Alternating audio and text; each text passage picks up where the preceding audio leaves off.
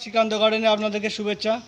আজ আপনাদেরকে দেখাবো চন্দ্রমল্লিকাতে খোল দেবো। এই যে দেখুন, আমি এই খোল গুলে নিয়েছি, 4 দিন পচিয়ে রেখেছিলাম, সেই খোল এখানে গুলে নিয়েছি। যে খোলটা আপনারাও গুলবেন এরকম পাতলা করে, একদম গাঢ় দেবেন না, পাতলা করে গুলে এরকম গাছটা ধরবেন।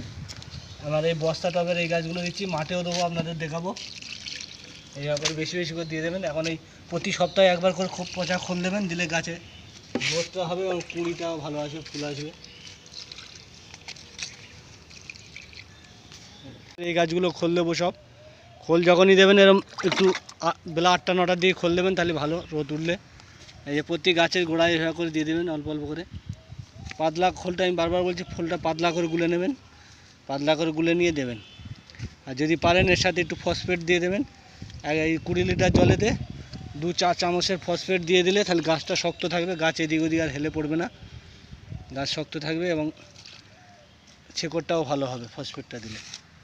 আপনারা এইভাবে দেবেন গাছে।